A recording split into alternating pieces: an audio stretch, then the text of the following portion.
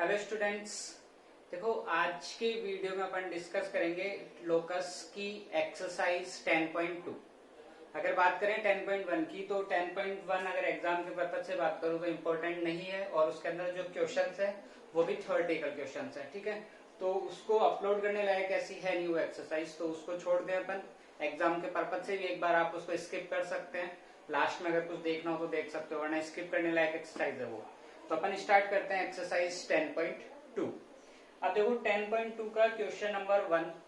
Question number 1 में आपसे पूछ रहा है, लोकस पूछ रहा है ट्राइंगल के वर्टेक्स का और साइड का।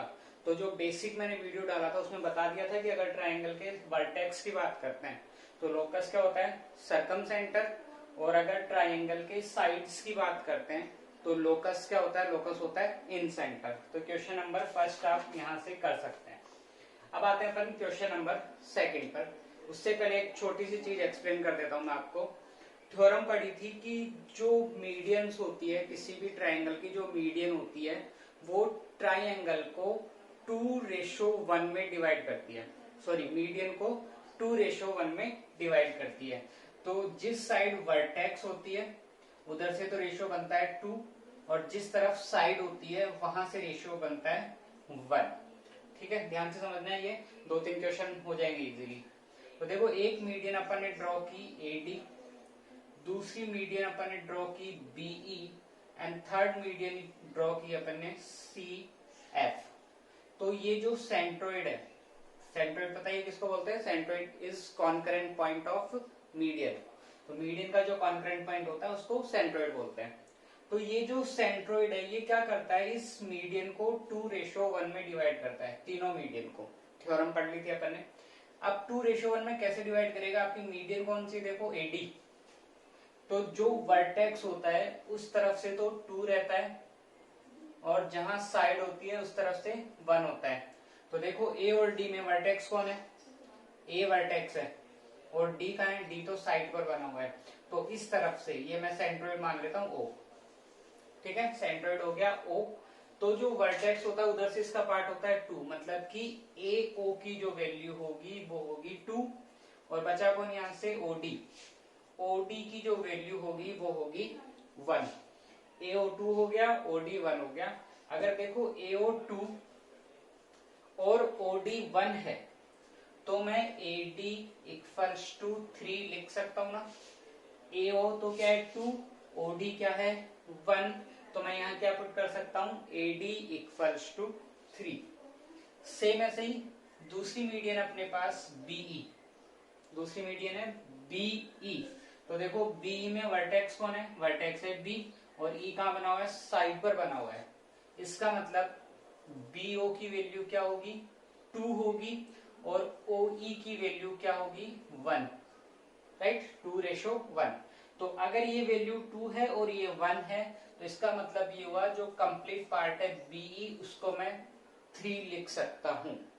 सिमिलरली अगर बात करें मीडियन सी एफ की, तो सी एफ में से वर्टेक्स 1 है, वर्टेक्स तो है सी, और एफ बना हुआ है साइड पर। इसका मतलब सी ओ तो क्या हो जाएगा 2, और ओ एफ की वैल्यू क्या हो जाएगी 1। तो अगर CO2 है, OF 1 है, तो इसका मतलब ये हुआ कि आप इस CF को क्या लिख सकते हैं, 3 लिख सकते हैं। अब क्वेश्चन देखो किस टाइप के आएंगे। क्वेश्चन आएंगे आपके पास ये 1, ये 2 और ये 3। इन 3 में से अगर हर मीडियन की बात कर सकता है, यहाँ पे BE BO और OE बन रहा है, यहाँ पे CF CO और OF बन रहा है। तो इन तीनों में से कोई भी एक वैल्यू आपको वो बता देगा। सपोज उसने लिखा AD equals to 10 centimetre, then find OD या देन फाइंड AO। 3 में से कोई एक वैल्यू आपको दे देता है और कोई एक वैल्यू आपको फाइंड करने के लिए बोलता है। ठीक है, इस टाइप के क्वेश्चन आएंगे। तो अभी की बात करें अगर 10th की, तो पिछले 2 जो पेपर हुए उनमें यही क्वेश्चन, इसी टाइप का क्वेश्चन पूछा गया है। अभी जो एग्जाम होने, अभी तो कोरोना की वजह से अटके हुए एग्जाम, तो इस साल कह नहीं सकते कैसा क्वेश्चन आ जाए, बाकी अब तक ये इसी टाइप का क्वेश्चन आया है हर बार। ठीक है, तो देखते हैं क्वेश्चन नंबर सेकंड अपना। क्वेश्चन सेकंड में आपको गिवन है AD, BE and CF are medians of a triangle. AD, BE and CF are medians of a triangle, ठीक है, विच इंटरसेक्ट एट जी। तो ये हो गया ए बी सी, एक मीडियन हो गई ए डी, एक मीडियन हो गई बी ई, और एक मीडियन हो गई C F. A D B C F intersect each other at G, G पर इंटरसेक्ट कर रही है, ठीक है। तो ये कह रहा है if A G equals to 6 centimetre, A G given है 6 सेंटीमीटर, बीई गिवन है 9 centimetre, BE equals to 9 centimetre, G F equals to 4.5 centimetre. Then find करना है G D B G and C F. G D find करना है, B जी find करना है and C F find करना है। देखो क्या करना है अपन को, एक तो जो चीज गिवन है और जो फाइंड करने के लिए बोल रहा हूं उन दोनों का रेशो बना देंगे। तो जी डी अपॉन ए जी, दो ही वैल्यू अभी अपने पास, जी डी फाइंड करना था और ए जी गिवन है, तो दोनों का क्या करेंगे, रेशो बना देंगे। रेशो कैसे बनाएंगे, इधर को वैल्यू को अपॉन में रखा, अब इनकी वैल्यू यहां से फाइंड कर लो। आप यहां से कैसे फाइंड करेंगे, आपको पता है जी डी, ये रहा जी डी, कौन सा पार्ट है, वर्टेक्स पार्ट, सॉरी साइड, और साइड पर वैल्यू क्या रहती है 2 अपॉन ए जी। तो ए जी कौन सा है, वर्टेक्स की तरफ से, और वर्टेक्स की तरफ से वैल्यू क्या रहती है 2। तो ये आ गया अपने पास G D upon A G equals to 1 upon 2। अब इनकी वैल्यू पुट कर लो, ये हो गया G D upon 6 equals to 1 upon 2, cross multiply किया तो जी डी, ये उधर चला गया 6 इक्वल्स टू 6 अपॉन 2, तो जी डी अपने पास आ गया 3 सेंटीमीटर। इस तरीके से जो चीज गिवन है और जो फाइंड करना है उन दोनों का क्या करोगे, रेशो बना दोगे। अब ऐसे ही देखो सेकंड की बात करते हैं, कौन कौन सी वैल्यू है, बीई एंड बीजी। तो क्या करेंगे अपन, बीजी अपॉन बीई इक्वल्स टू, जो वैल्यू गिवन है वो फाइंड करनी है, उनका रेशो यहाँ लगा दिया। अब ये बीजी अपॉन बीई का जो रेशो है वो आप यहां से चेक करो क्या होना चाहिए। बीजी की बात करते हैं, ये रहा बी वर्टेक्स है, तो बी से लेकर जी तक का पार्ट क्या बनेगा 2 बनेगा, तो ये हो गया 2 अपॉन बी, ये पार्ट क्या बनता है 1, इसका मतलब कंप्लीट बी कितना हो जाएगा 3, तो ये हो गया BG upon B equals to 2 upon 3। अब वैल्यू पुट कर दो, तो ये हो गया आपके पास BG upon 9 equals to 2 upon 3, cross multiply किया तो 9 टू जा 18, 18 अपॉन 3, तो बी जी अपने पास आ गया 6 सेंटीमीटर। ठीक है, नेक्स्ट देख लो, ऐसे ये फाइंड कर लेंगे। सी एफ फाइंड करना है और जी एफ गिवन है, तो ये हो गया C F upon G F equals to, check करो, सी एफ कंप्लीट वैल्यू तो कितनी होती है 3 अपॉन जी एफ, जी एफ, एफ किधर है साइड, तो साइड पर वैल्यू क्या होती है 1। ओके, अब वैल्यू पुट कर दो यहां से, C F upon 4.5, 4.5 equals to 3 upon 1, तो क्रॉस मल्टीप्लाई करोगे तो क्या आ गया आपके पास C F equals to 13.5 centimetre, right. तो ये हो गया अपने पास तीनों वैल्यू। कैसे फाइंड करना है समझ में आ गया, एक वैल्यू जो पूछ रहा है और एक जो गिवन है उन दोनों को अपॉन में रखोगे, अपॉन में रखकर डायग्राम के अकॉर्डिंग क्या रेशो बनेगा वो रेशो बना दो बस, उसके आने वैल्यू पुट करके सॉल्व। डायग्राम से रेशो कैसे बनाएंगे, वर्टेक्स वाला पार्ट कितना होता है 2 और जिधर साइड होती है वो वाला पार्ट 1, और तो फिर कंप्लीट कितना हो जाएगा 3। ऐसे इधर वर्टेक्स है तो 2, ये 1, यहां से इधर वर्टेक्स है तो ये हो गया 2, ये हो गया 1। तो इस तरीके से सॉल्व करेंगे आप इस क्वेश्चन को। ऐसा ही सेम टू सेम क्वेश्चन आगे एक और आएगा ना। तो देखो ये हो गया आपका क्वेश्चन नंबर 2 कंप्लीट। नेक्स्ट करते हैं अपन क्वेश्चन नंबर 3। क्या कह रहा है, देखो क्वेश्चन नंबर 3 में ये कह रहा है कोई भी एक ट्राइंगल है एबीसी, उसकी जो मीडियंस है AD BE and CF intersect each other at point G, then prove that AD plus BE greater than 3/2 AB। ये प्रूव करना है अपन को। ठीक है, क्वेश्चन नंबर 3 क्या कह रहा है, कोई भी एक ट्राइंगल है एबीसी, तो ये बना दिया अपन ने ट्राइंगल एबीसी, ट्राइंगल एबीसी। इसमें ये कह रहा है मीडियंस है एडी बीई एंड सीएफ। जो मीडियंस है AD BE and CF intersect each other at G, then prove that, then क्या प्रूव करने के लिए कह रहा है, prove that AD plus BE greater than 3/2 AB। AD plus BE greater than 3/2 AB, ये अपन को प्रूव करने के लिए कह रहा है। तो चेक कर लेते हैं गिवन में क्या इंफॉर्मेशन है अपने पास। अपने पास इंफॉर्मेशन ये है that AD BE and CF are medians, ये इंफॉर्मेशन गिवन है। AD BE and CF are median. तो प्रूव क्या करना है, AD plus BE greater than 3/2 AB। देखो बहुत अच्छा क्वेश्चन है। यहाँ पे AB भी आ सकता था, यहाँ पे BC भी आ सकता था, यहाँ से AC भी आ सकता था। तो क्वेश्चन कैसे चेंज होता है, अभी देखो यहाँ पर कौन है AB, तो A की वजह से कौन सी मीडियन बनती है AD, तो AD मीडियन आ गई, और B की वजह से मीडियन बनती है BE।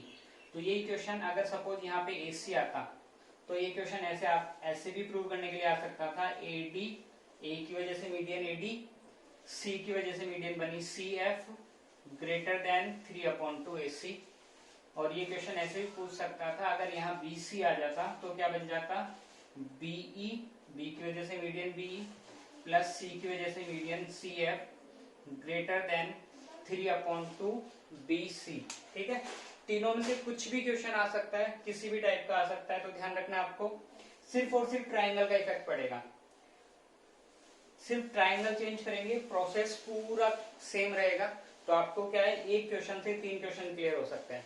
उसके बाद में एक क्वेश्चन और आगे आएगा, क्वेश्चन नंबर 5। ठीक है, 5th क्वेश्चन में ये पूरा का पूरा सॉल्यूशन पूछा हुआ है। फर्स्ट ये भी प्रूव करना है, ये भी करना है, ये भी करना है। तो ऐसे समझ सकते हैं अपन कि क्वेश्चन नंबर 3 यहाँ तक क्वेश्चन नंबर 3 है, फिर आगे की 2 और प्रूव कर दूंगा तो क्वेश्चन नंबर 5 हो जाएगा। यानी कि अपन ऐसे समझ सकते हैं कि क्वेश्चन नंबर 3 और क्वेश्चन नंबर 5 दोनों सॉल्व कर रहे हैं, राइट। क्योंकि अगर मैं यहाँ तक सॉल्व करूंगा तो क्वेश्चन नंबर 3 का आंसर आ जाएगा, फिर थोड़ा सा आगे और सॉल्व करूंगा तो क्वेश्चन नंबर 5 का भी सॉल्यूशन आ जाएगा। ठीक है, तो 3 और 5 दोनों सॉल्व कर रहे हैं, बट स्टेप बाय स्टेप करते हैं। तो क्वेश्चन नंबर 3 ये प्रूव करना है आपको, AD plus BE greater than 3/2 AB। तो देखो एक ट्राइंगल का की छोटी सी प्रॉपर्टी बता देता हूं, क्या होती है ट्राइंगल की प्रॉपर्टी। कोई भी ट्राइंगल तभी पॉसिबल है जब उसकी किसी भी 2 साइड का सम, यानी ये ट्राइंगल मैंने बताई साइड ABC, ट्राइंगल तभी पॉसिबल है जब ट्राइंगल की किसी भी 2 साइड का सम 3rd से ग्रेटर हो, तो ही ट्राइंगल बन सकता है, अदरवाइज ट्राइंगल बन नहीं सकता। यानी AB प्लस BC किससे ग्रेटर होना चाहिए, AC से। किसी भी 2 का मतलब ये सब में अप्लाई होनी चाहिए तीनों तरीके से, यानी कि AB plus BC greater than AC होना चाहिए, या और AB प्लस AC लिखते हैं तो ग्रेटर देन BC होना चाहिए, और अगर अपन BC और AC को ऐड करते हैं तो फिर ग्रेटर देन AB होना चाहिए। ट्राइंगल तभी पॉसिबल है जब 2 साइड का सम 3rd से ग्रेटर है। यानी मैं कह दूं, आप सपोज ऐसा समझो, मैंने आपको कहा कोई एक ट्राइंगल, उसकी साइड है 1 centimetre, 1 centimetre and 2 centimetre. Triangle draw कर दो, तो ये ट्राइंगल नहीं बनेगा। देखो 1 + 1 मिलकर होते हैं 2, लेकिन सम जो है वो 3rd साइड से ग्रेटर होना चाहिए। 2 + 1 ये 3 होता है, तो 3 जो है इस 1 से ग्रेटर है, तो यहाँ तो कोई दिक्कत नहीं है। कंडीशन तीनों तरीके से सेटिस्फाई होनी चाहिए, तभी ट्राइंगल पॉसिबल है। ठीक है, इन शॉर्ट किसी 2 का सम 3rd से ग्रेटर, किसी 2 साइड का सम 3rd से ग्रेटर होता है तो ही ट्राइंगल बनता है। अब इस लॉजिक को अप्लाई कर रहे हैं अपन यहाँ पे, किसी 2 का सम 3rd से ग्रेटर है, तो देखो कैसे प्रूव करना है अपन को, सिंपल सा क्वेश्चन है, सिर्फ ट्राइंगल का ध्यान रखना, ट्राइंगल कौन सा लेना है, कौन सा है यहाँ पे, किसको प्रूव करना है, ए बी को। तो जो साइड है अपने पास ए बी, उसकी हेल्प से कौन सा ट्राइंगल बन रहा है, उसकी हेल्प से जो ट्राइंगल बन रहा है वो ले लो। देखो ट्राइंगल ए बी जी, ये वाला ट्राइंगल है जिसमें अपने पास साइड ए बी यूज में आ रही है, ए बी जी। तो अपन क्या लिखेंगे, ट्राइंगल ए बी जी। ठीक है, यहां तक ट्राइंगल अपन ने लिख दिया ए बी जी। अब ये ट्राइंगल कब बनेगा, जब इसकी दो साइड का सम थर्ड से ग्रेटर होगा तो ही ट्राइंगल पॉसिबल है। और आपको पता है ए बी को साइड में रखना है अपन को, तो इसका मतलब इसकी साइड कौन कौन सी है, एक तो ए जी, एक बी जी और एक साइड है ए बी। तो क्या इक्वेशन बन जाएगी, A G plus B G greater than A B. Clear है यहाँ तक, किसी भी दो साइड का सम थर्ड से ग्रेटर होना चाहिए। तो मैं इधर किस वैल्यू को रखूंगा वो आपका गिवन क्या जो भी प्रूव करना होगा उस पर डिपेंड करेगा।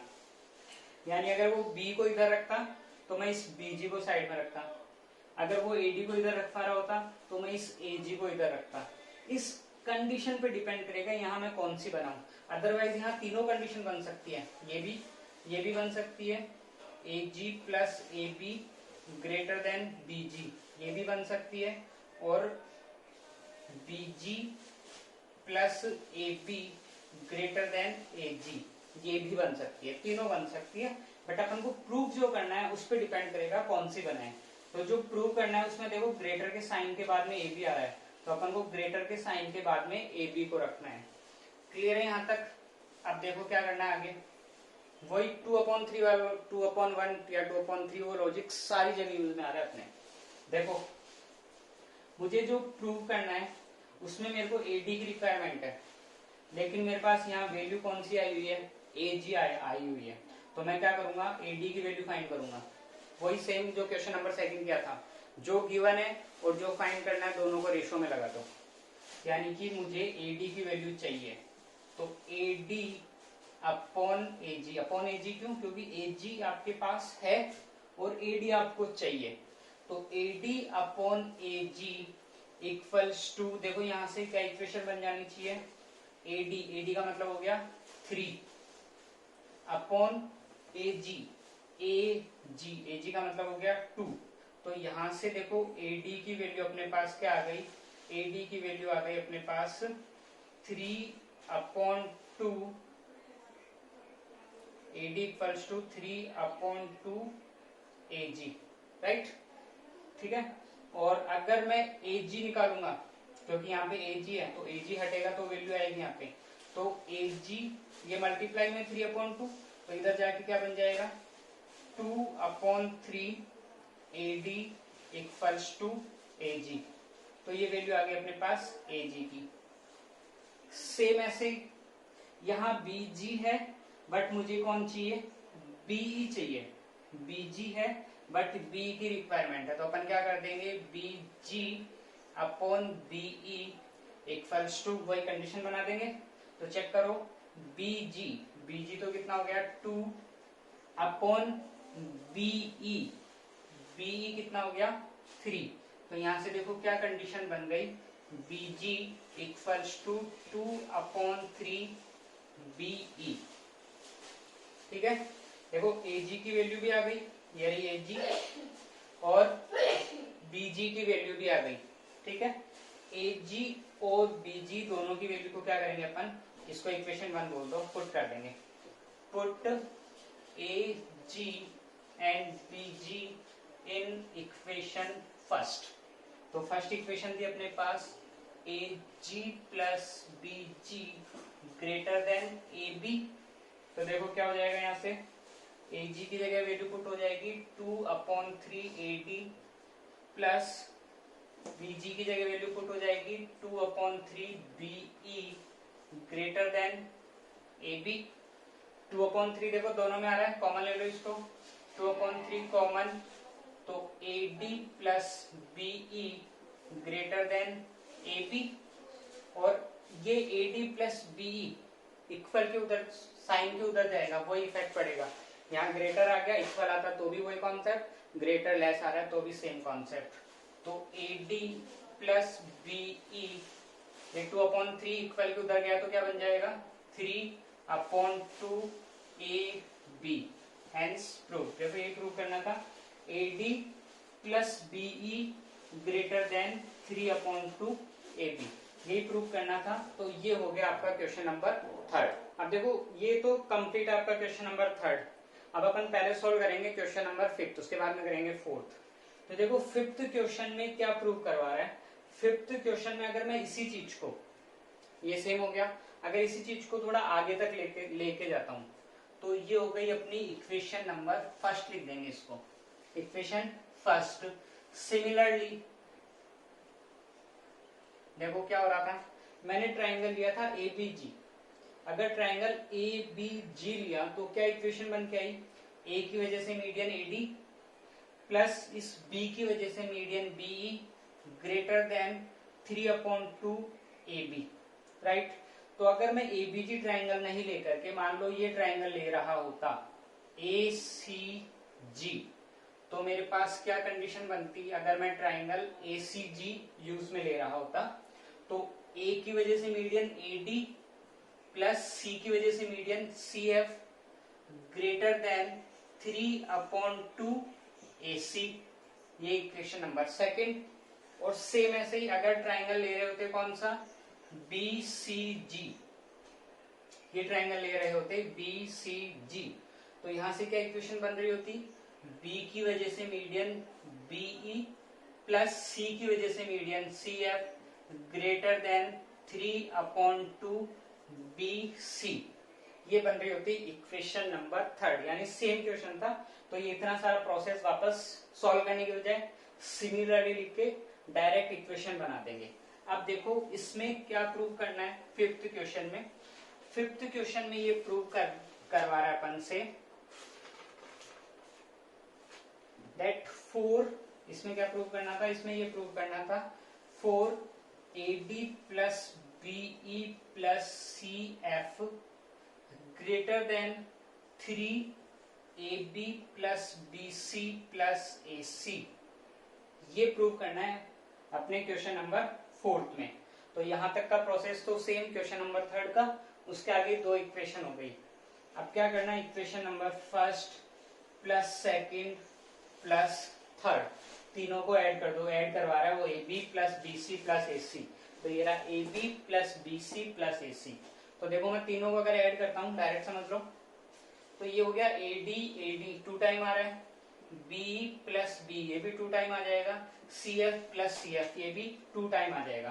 तो इधर तो बन जाएगा अपने पास 2 into AD plus BE plus CF greater than, इस साइड देखो 3/2 कॉमन आ रहा है, सब में आ रहा है 3/2, तो ये हो गया 3/2 into AB plus AC plus BC, और ये 2 इंटू में डिवाइड में था, इधर आकर क्या हो जाएगा मल्टीप्लाई, तो ये हो गया आपके पास हेंस प्रूव्ड।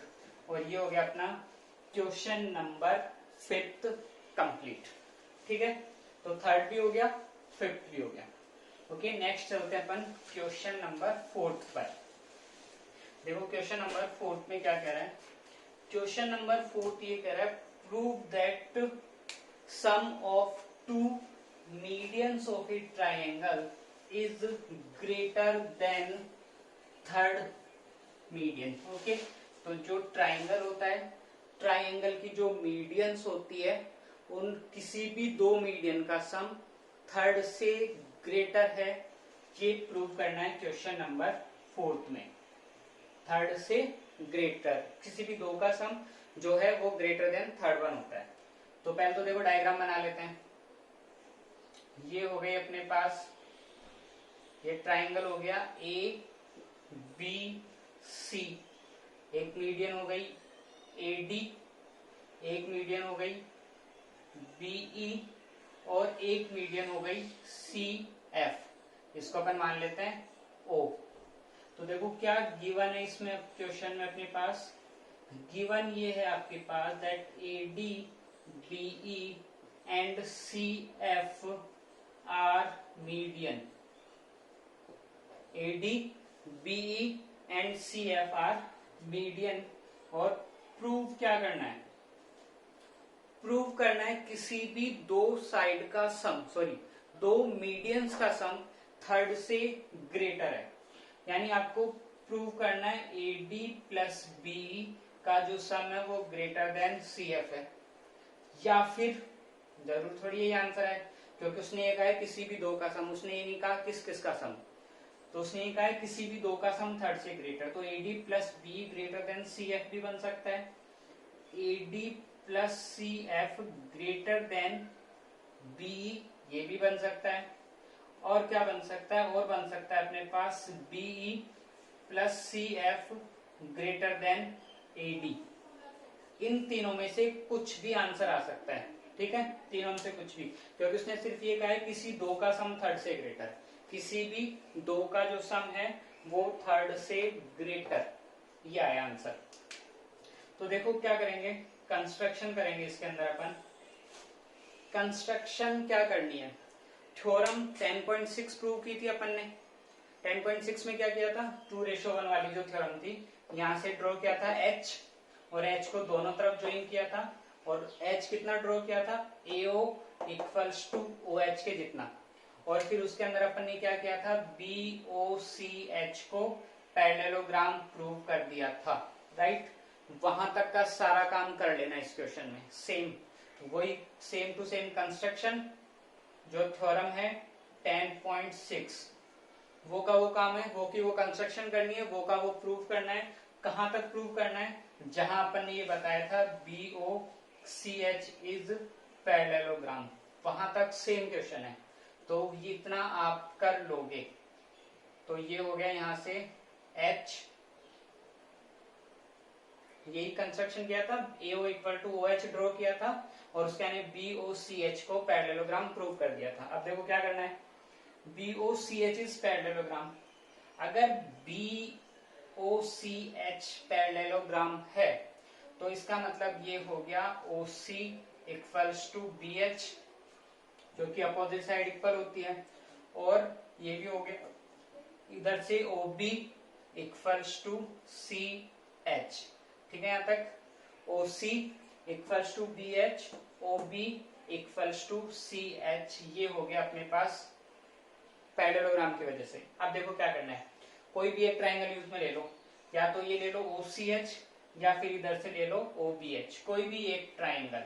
तो ट्राइंगल अपन ने लिया OCH, राइट, OCH या फिर OBH, कोई सा भी एक ट्राइंगल लेना है, कोई सा एक ले लो, काम दोनों से हो जाएगा, किसी भी एक से आंसर आ जाएगा, दोनों से ला सकते हो आंसर, बट आपको कोई एक यूज में लेना है।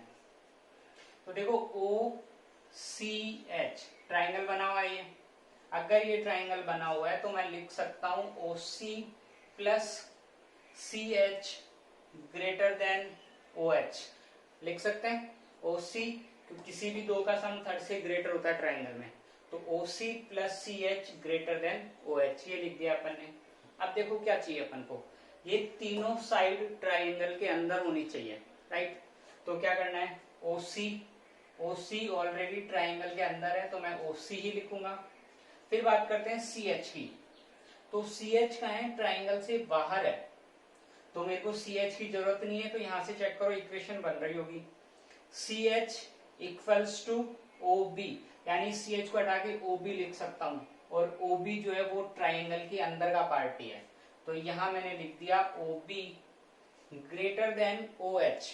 OH को अगर अपन चेक करें तो OH ये ट्राइंगल, ये भी ट्राइंगल से बाहर है, मेन जो अपना ट्राइंगल था ABC, तो अगर OH की बात करता हूं तो ये भी ट्राइंगल से बाहर है। अब अगर बाहर है तो OH की भी कुछ ना कुछ वैल्यू होगी, क्या वैल्यू होगी, अपन ने कंस्ट्रक्शन किया था AO इक्वल्स टू OH, इसका मतलब ये हुआ OH को हटा के मैं क्या लिख सकता हूं, AO लिख सकता हूं, तो यहां मैंने लिख दिया AO, right. OC plus CH की रिक्वायरमेंट नहीं थी, CH को हटा के लिखा BO ग्रेटर देन OH भी ट्राइंगल से बाहर था, तो उसकी भी रिक्वायरमेंट नहीं थी, तो OH को हटा के क्या लिख दिया अपन ने, AO। अब चेक करो, इनकी जरूरत नहीं है अपन को इनकी जरूरत थी, यानी OC नहीं होना चाहिए था अपने पास, CF होना चाहिए था।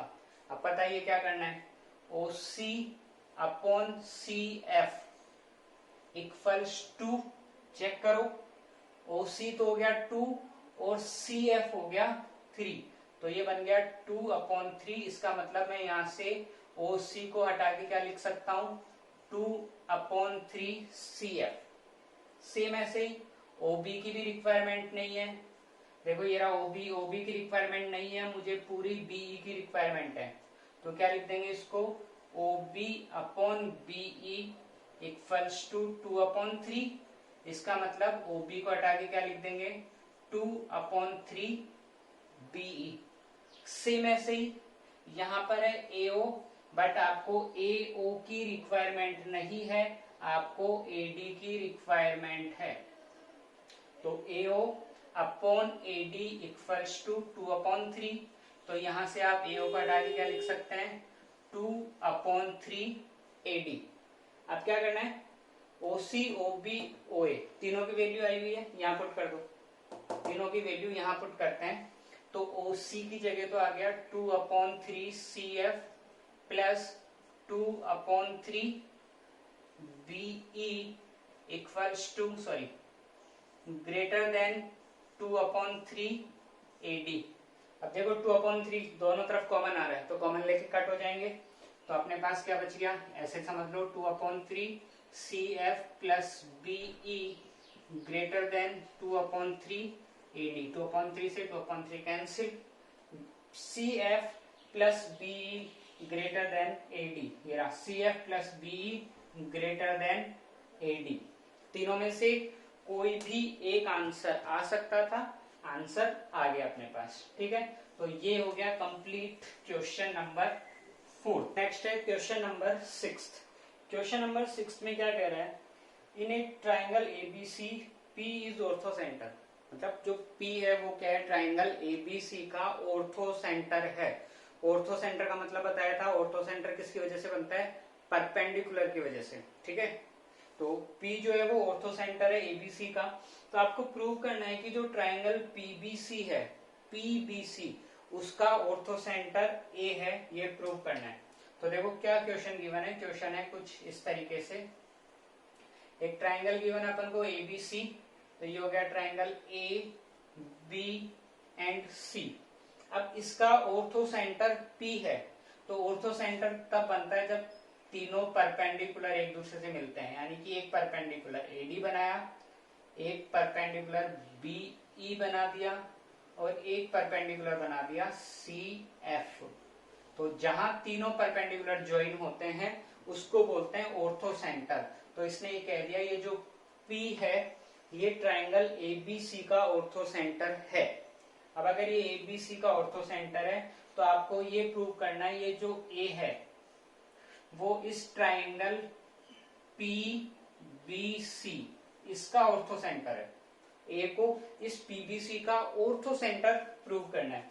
तो देखो छोटा सा क्वेश्चन है, बस सॉल्यूशन छोटा सा, थोड़ा सा समझना है। गिवन है अपने पास P is orthocentre of triangle ABC। अगर P ऑर्थो सेंटर तो इसका मतलब ये भी पता है ये D, E और F परपेंडिकुलर्स बने हुए हैं अपने पास, तो चाहे लिखो या मत लिखो कोई दिक्कत नहीं है, लिखना चाहो तो लिख दो।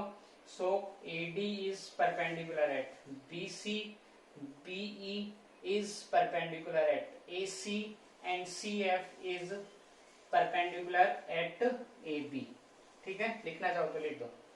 और प्रूव क्या करना है, प्रूव अपन को करना है that A is ortho centre, A is ortho centre of triangle PBC, ये अपन को प्रूव करना है।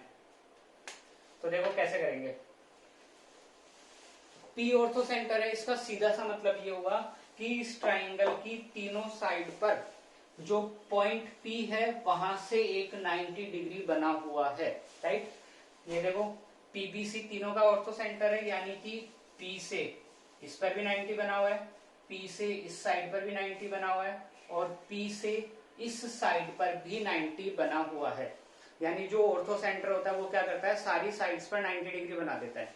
तो अपन को ये प्रूव करना है जो ए है वो क्या है, ऑर्थो सेंटर है पीबीसी का। यानी अगर इसको मैं सिंपल से टर्म में अगर कन्वर्ट करूं तो अपन को ये प्रूव करना है कि जो ए है, पॉइंट ए है, वो ट्राइंगल पीबीसी की तीनों sides PB, PC and BC, तीनों साइड पर ए जो पॉइंट है वो 90 डिग्री बना रहा है। ये अगर अपन प्रूव कर देते हैं तो अपना क्वेश्चन कंप्लीट हो जाएगा। तो देखो प्रूफ में आते हैं अपन। फर्स्ट ऑफ ऑल कौन सा ट्राइंगल प्रूव करना है अपन को, पीबीसी को आप प्रूव करना है। तो मैंने लिया ट्राइंगल पीबीसी। अब इसमें मैं क्या प्रूव करूंगा कि इसकी तीनों साइड पर 90 डिग्री बना हुआ है और वो 90 डिग्री ए की वजह से बना हुआ है, ये प्रूव करेंगे। तो देखो इसकी एक साइड तो ये रही बीसी, और बीसी पर आपको पता है 90 डिग्री बना हुआ भी है, और वो 90 डिग्री देखो कहां से आ रहा है, वो 90 डिग्री ए से आ रहा है। तो अपन लिख सकते हैं पीबी परपेंडिकुलर एडी, या फिर एडी परपेंडिकुलर पीबी लिख दो, कैसे भी लिख दो, 90 डिग्री बन रहा है। ठीक है, तो ये हो गई अपने पास फर्स्ट इक्वेशन। अब आते हैं सेकंड इक्वेशन पर, यानी तीनों साइड लेनी है इसकी, पीबी, बीसी और पीसी, तीनों साइड लेनी है। तो साइड सॉरी पीबी नहीं, परपेंडिकुलर किस पे बना हुआ है, ये बीसी पर बना हुआ है। ठीक है, तो बीसी परपेंडिकुलर एडी, बीसी पर बना हुआ परपेंडिकुलर, तो बीसी परपेंडिकुलर एडी लिख दो, चाहे एडी परपेंडिकुलर बीसी लिख दो, उससे इफेक्ट नहीं पड़ेगा। अब देखो सेकंड साइड में देख रहा हूं, इसकी कौन सी साइड, पीबी। तो देखो पी से लेकर बी यहां तक कोई 90 डिग्री बना हुआ है क्या, यहां तक कोई भी 90 डिग्री नहीं बना हुआ है। ठीक है, कोई भी 90 डिग्री नहीं बना हुआ है। तो अगर आपकी किसी साइड पर 90 डिग्री नहीं बना हुआ है और आप उस साइड को इंक्रीज करते हैं, अगर इंक्रीज करने के बाद 90 डिग्री बना हुआ है तो वो 90 डिग्री पूरी साइड पर अप्लाई होता है। कहने का मतलब पीबी पर मेरे पास कोई 90 नहीं बना हुआ, लेकिन अगर मैं इस साइड को इंक्रीज कर देता हूं तो ये देखो बीई पर 90 बना हुआ है, वो कहां से आ रहा है, ए से आ रहा है। यानी कि पीबी पर तो कोई 90 नहीं बन रहा, बट बीई जो है वो परपेंडिकुलर है किस पर, एई पर। नीचे समझ में आई, पीबी पर परपेंडिकुलर नहीं है, बट इस पीबी को मैं आगे तक इंक्रीज करता हूं तो बीई बन के आ गई, और बीई पर 90 डिग्री बना हुआ है, कहां से आ रहा है, ए से। तो अगर ये इस बीई के लिए परपेंडिकुलर का काम करेगा तो वो इस पूरी की पूरी साइड के लिए भी परपेंडिकुलर का ही काम करेगा।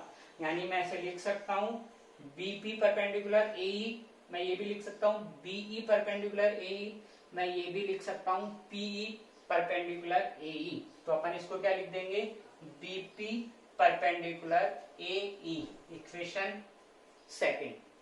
सिमिलरली थर्ड साइड कौन सी लेनी है, सीपी। तो देखो सीपी पर तो 90 नहीं बना हुआ, लेकिन अगर मैं इस सीपी को थोड़ा सा आगे इंक्रीज करता हूं तो इस जगह पे 90 बना हुआ है, वो 90 कहां से आ रहा है, ए से आ रहा है। तो इसको क्या लिख सकते हैं अपन, C F perpendicular at A F, C F perpendicular A F, और मैं सी एफ को क्या लिख सकता हूं, सीपी लिख सकता हूं, CP perpendicular at A F. तो from equation first, second and third, equation first, second and third अगर मैं तीनों को यूज में लेता हूं तो देखो ट्राइंगल की तीनों साइड बीसी, बीपी और सीपी, तीनों साइड पर 90 डिग्री बना हुआ है, और तीनों साइड पर जो 90 डिग्री बना हुआ है उसमें कॉमन पॉइंट ए आ रहा है। इसका मतलब तीनों साइड पर जो 90 बना है वो ए की वजह से बना हुआ है, और अगर ए की वजह से सारी साइड पर 90 डिग्री बन रहे हैं तो ए को ऑर्थो सेंटर बोलेंगे। So from equation first, second and third, A is orthocentre of triangle PBC। Complete question number 6। ठीक है, सिंपल सा क्वेश्चन था, बस लॉजिक थोड़ा सा लॉजिक अप्लाई करना था। नेक्स्ट देखो क्वेश्चन नंबर 7। अब अगर बात करें अपन क्वेश्चन नंबर 7 की, तो 7th क्वेश्चन में वही है जो क्वेश्चन नंबर 2 था, सेम क्वेश्चन है, तो इसको आप कर लोगे। नेक्स्ट चलते हैं अपन क्वेश्चन नंबर 8 पर। देखो नेक्स्ट क्वेश्चन अपने पास क्वेश्चन नंबर 8। क्वेश्चन नंबर 8 में ये कह रहा है कि जो ट्राइंगल एबीसी है वो आइसोसेलेस ट्राइंगल है, in which A B equals to A C and B C is the mid point of side, sorry D is the mid point of side B C. Then prove that incentre, circumcentre, centroid and orthocentre are collinear. ठीक है, या फिर ये भी बोल सकता है incentre, orthocentre, circumcentre and centroid lie on same line. अब वो लाइन बता सकता है कौन सी लाइन होगी, A D B C F जो भी है। तो देखो क्या कह रहा है क्वेश्चन नंबर 8। क्वेश्चन नंबर 8 में ये कह रहा है एक ट्राइंगल है ए बी सी, और ए बी सी किस टाइप का ट्राइंगल है, आइसोसेलेस ट्राइंगल है ये, इन which A B equals to A सी, ये गिवन है। और ये कह रहा है कि जो डी है वो बी सी का मिड पॉइंट है, मतलब कि गिवन अपने पास क्या क्या है, गिवन है अपने पास A B equals to A C and D is mid point of B C, ये गिवन है। और प्रूव क्या करना है, प्रूव ये करना है कि orthocentre, orthocentre, incentre, circumcentre and centroid, orthocentre, incentre, circumcentre, centroid lie on line A D. ये सब के सब कहाँ बन रहे हैं, इस लाइन ए डी पर बनेंगे। ये अपन को प्रूव करना है, यानी ऑर्थो सेंटर, इन सेंटर, सेंट्रोइड, सरकम सेंटर जो भी बनेंगे इसी लाइन पे कहीं ना कहीं बनेंगे, ये अपन को प्रूव करना है। तो देखो कैसे करेंगे अपन प्रूफ, प्रूफ में आ जाओ। इन सब के बेसिक अपन को पता है। ऑर्थो सेंटर कब बनता है, ऑर्थो सेंटर बनता है परपेंडिकुलर पर, यानी अगर मैं इस ए डी को परपेंडिकुलर प्रूव कर दूं तो ये प्रूव हो जाएगा कि ऑर्थो सेंटर इसी पे बनेगा। फिर आते हैं इन सेंटर पर। इन सेंटर कैसे बन रहा था, एंगल बाइसेक्टर से, यानी अगर मैं ये प्रूव कर दूं ये जो लाइन ए डी है वो इस ए की एंगल बाइसेक्टर है, तो ये भी प्रूव हो जाएगा, इन सेंटर इसी पे बनेगा।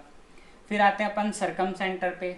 सरकम सेंटर कैसे बनता है, परपेंडिकुलर बाइसेक्टर से, बेसिक्स में बता रखा है ये सब कुछ इंट्रोडक्शन वाली वीडियो में। तो सरकम सेंटर कहाँ बनता है, परपेंडिकुलर बाइसेक्टर पर, यानी अगर मैं ये प्रूव कर दूं कि ये जो ए डी है वो परपेंडिकुलर बाइसेक्टर है, तो इसका मतलब ये हो जाएगा कि सरकम सेंटर इसी लाइन पर बनेगा। उसके बाद बचता है अपने पास सेंट्रोइड। सेंट्रोइड कहाँ बनता है, मीडियन पर। अगर मैं ये प्रूव कर दूं कि ये जो ए डी है वो मीडियन है, तो ये प्रूव हो जाएगा कि जो सेंट्रोइड होगा वो भी कहाँ बनेगा, ए डी पर ही बनेगा। तो प्रूफ में चलते हैं। देखो सबसे सिंपल है, पहले सेंट्रोइड बता देता हूं मैं। सेंट्रोइड, सेंट्रोइड कहाँ बनता है, मीडियन पर। और मीडियन क्या क्या होती है, मीडियन वो होती है जो किसी भी वर्टेक्स को उसकी अपोजिट साइड के मिड पॉइंट पर ज्वाइन करती है, मिड पॉइंट पर।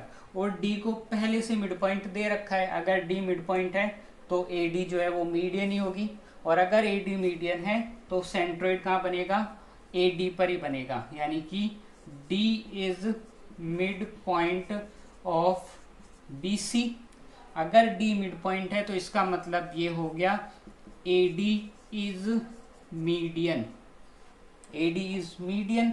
और सेंट्रोइड अपन को पता है मीडियन पर ही बनता है, so centroid will lie on A D.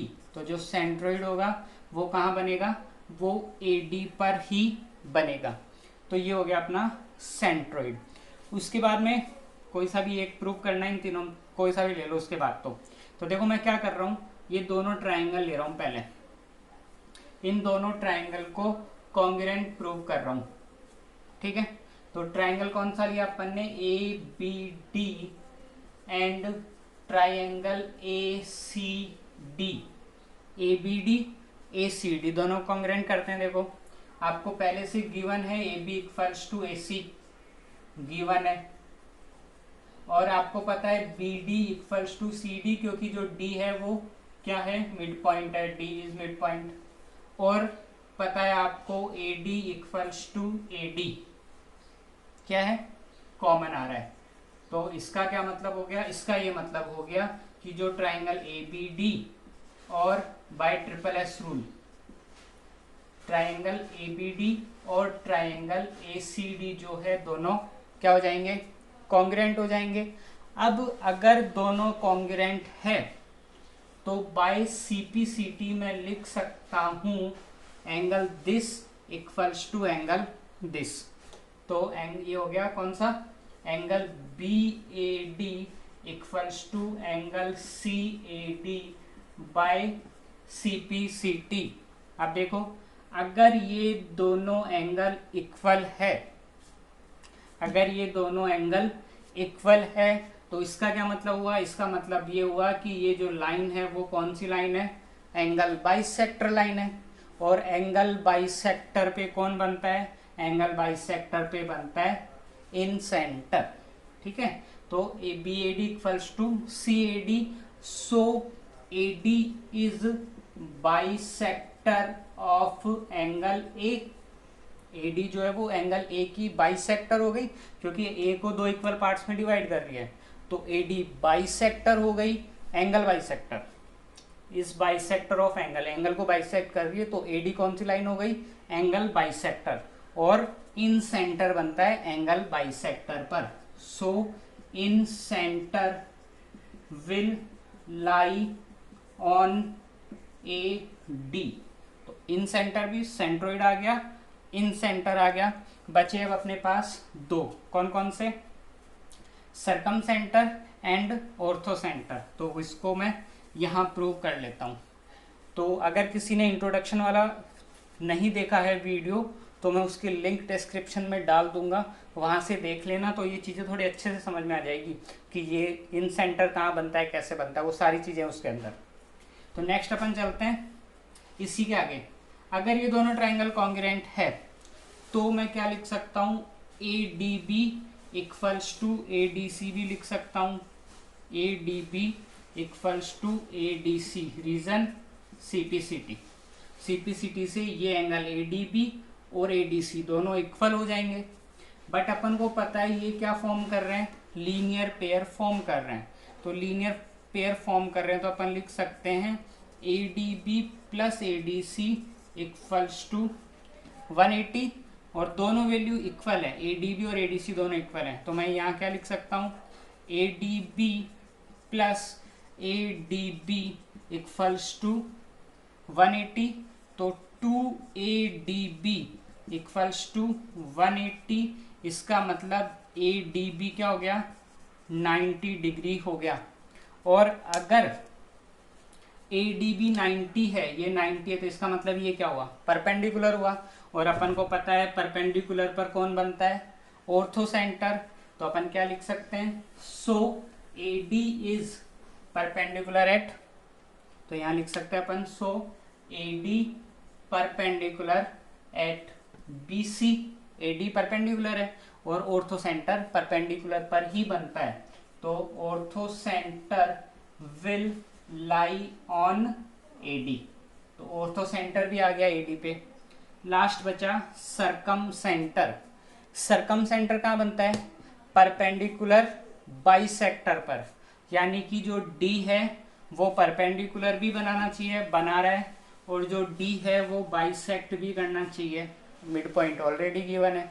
तो जो D है वो AD जो है वो BC का क्या हो गया, परपेंडिकुलर बाइसेक्टर। एंड बता सकते हैं D is also mid point of BC, hence AD is perpendicular bisector of BC। तो AD क्या प्रूव हो गया, परपेंडिकुलर बाइसेक्टर प्रूव हो गया। और जो सरकम सेंटर होता है, सरकम सेंटर वो कहाँ बनता है, circumcentre will lie on AD। तो ये हो गया आपके पास proof. Orthocentre, incentre, circumcentre, centroid, सबके सब कहाँ बनने चाहिए, AD पर बनने चाहिए। ये हो चुका है अपना क्वेश्चन नंबर 8B प्रूव्ड। ठीक है, देखो नेक्स्ट क्वेश्चन अपने पास क्वेश्चन नंबर 9th। वही ऑर्थो सेंटर टाइप का क्वेश्चन है जो एक पहले प्रूव किया था, उसी टाइप का क्वेश्चन है ये, बट थोड़ा सा डिफरेंट है, डायग्राम डिफरेंट दे दिया उसने थोड़ा। देखो क्या कह रहा है, H is orthocentre of triangle ABC, ठीक है, and X Y Z are mid point of AH BH and CH।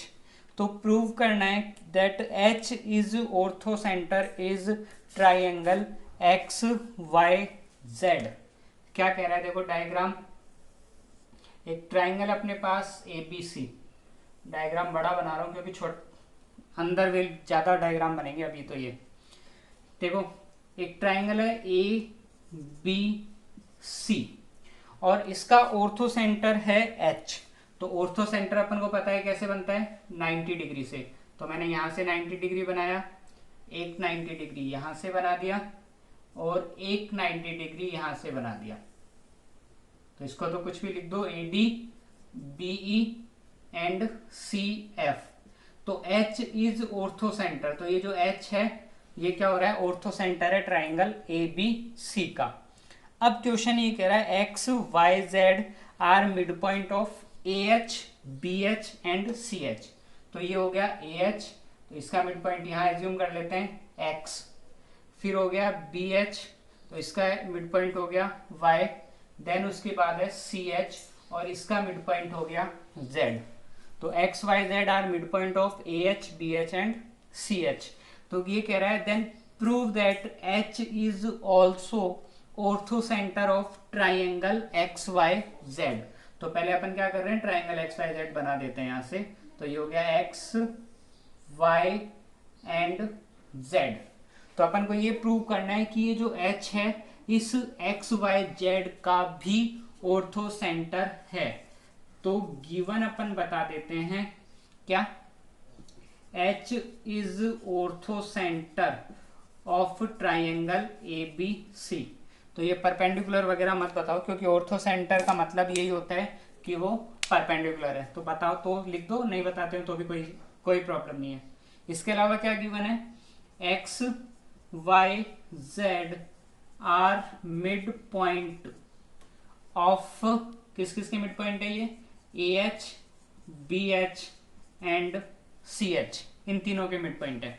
तो ये तो था अपने पास given matter. Then we comes here for proof. देखो प्रूफ में क्या करना है, प्रूफ में ये पता पूछ रहा है अपन से that H is orthocentre of triangle XYZ। ABC का तो है बट XYZ का आपको प्रूव करना है। तो देखो प्रूफ पे आते हैं अपन। मैं एक बार क्या कर रहा हूं, इसको मैं इस पॉइंट को P मान लेता हूं, इसको Q मान लेता हूं और इसको R मान लेता हूं, ठीक है, PQR। अब प्रूव क्या करना है, प्रूव ये करना है H ऑर्थो सेंटर है। अब ऑर्थो सेंटर प्रूव करने का क्या मतलब था, प्रूव करने का मतलब ये था कि H से इस ट्राइंगल XYZ की तीनों साइड पर परपेंडिकुलर प्रूव कर दो कि ये जो H है वो XYZ इन तीनों साइड पर परपेंडिकुलर ड्रॉ कर रहा है, ये प्रूव कर दो तो H ऑर्थो सेंटर बन जाएगा। तो देखो फर्स्ट ऑफ ऑल मैं यहां पे आ रहा हूं ट्राइंगल HBC में, ट्राइंगल HBC में देखो Y क्या है, Y is mid point of BH, इस वाले ट्राइंगल की बात कर रहे हैं HBC इस ट्राइंगल की। तो Y मिड पॉइंट है पता है अपन को, और क्या पता है Z is mid point of CH, ये भी पता है। Y is mid point of BH and Z is mid point of CH। तो अपन ने मिड पॉइंट थ्योरम भी पढ़ रखी है 9th क्लास में। मिड पॉइंट थ्योरम क्या कहती है कि अगर आप दो मिड पॉइंट को ज्वाइन करोगे तो जो लाइन बनती है वो उसकी अपोजिट लाइन के पैरेलल होती है। तो यहां से देखो क्या इंफॉर्मेशन आ गई, यहां से ये इंफॉर्मेशन आ गई अपने पास, YZ is parallel to BC, ये इंफॉर्मेशन आई।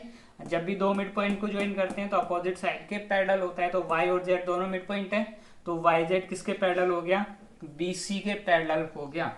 अब देखो अगर ये दोनों लाइन पैरेलल है तो क्या इस डी का कॉरेस्पॉन्डिंग एंगल मैं यहां पी पर बना सकता हूं? इसका मतलब हो गया angle D equals to angle P equals to 90 degree. Reason बता देंगे, कॉरेस्पॉन्डिंग एंगल। अब अगर कॉरेस्पॉन्डिंग एंगल है ये 90 है, तो अपन यहां से क्या लिख सकते हैं, H P is perpendicular at Y Z. तो H P is perpendicular at Y Z. Equation 1 समझ में आ गई। ये वाला ट्रायंगल लिया, दोनों मिड पॉइंट थे, मिड पॉइंट है तो पैरेलल है तो कॉरेस्पॉन्डिंग से 90 है, 90 का मतलब हो गया परपेंडिकुलर। सिमिलरली अगर मैं ये ट्रायंगल नहीं लेकर के मैं ये ट्रायंगल ले लेता, कौन सा, ये वाला,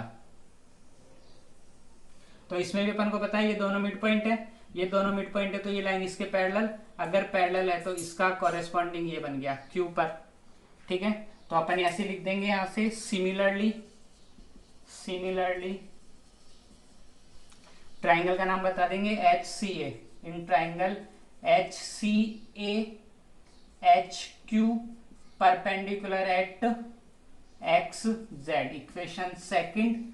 और नेक्स्ट ट्राइंगल कौन सा बन सकता है, H A B. In triangle H A B H R is perpendicular to X Y. ये होगा इक्वेशन नंबर 3। अब देखो, from equation first, second and third, triangle की ट्राइंगल एक्स वाई जेड की तीनों साइड यानी एक्स वाई, वाई जेड और Z x तीनों साइड पर 90 डिग्री बन रहा है। और जो 90 डिग्री बन रहा है उसमें कॉमन कौन आ रहा है, एच।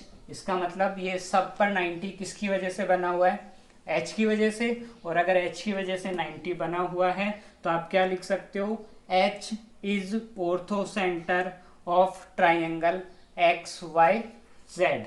तो ये हो गया आपका question number 9th B prove.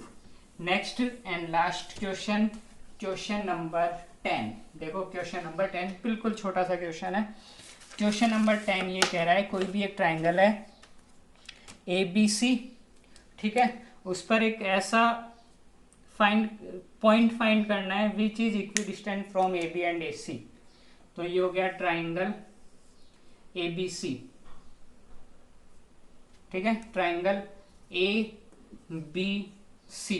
तो एक पॉइंट फाइंड करना है which is equidistant from A B and A C. तो देखो ये रहा ए बी और ये रहा ए सी, लेकिन कहाँ फाइंड करना है, वो कहाँ होना चाहिए, इस पर होना चाहिए, बी सी पर होना चाहिए। यानी एक ऐसा पॉइंट जो ए बी और ए सी दोनों से इक्वल डिस्टेंस पर है लेकिन साइड बी सी पर है। तो वो छोड़ो, आप तो किस किस से इक्वल डिस्टेंस से पूछ रहे हैं, ए बी और ए सी से। और ए बी और ए सी क्या है, ए बी और ए सी दो इंटरसेक्टिंग लाइंस है, दोनों को इंटरसेक्ट कर रही है लाइन से, ये दोनों जो इंटरसेक्ट कर रही है। और अगर लाइन इंटरसेक्ट कर रही है तो उसका इक्विडिस्टेंट पॉइंट कहाँ बनता है, एंगल बाइसेक्टर पर। यानी यहां से जो अपन एंगल बाइसेक्टर बनाएंगे उस लाइन पर बनेगा ये पॉइंट। ठीक है, तो वैसे कोई प्रूव करके बताना नहीं है, कुछ पूछेगा भी नहीं। तो कंप्लीट है आपका यहाँ से चैप्टर 10th।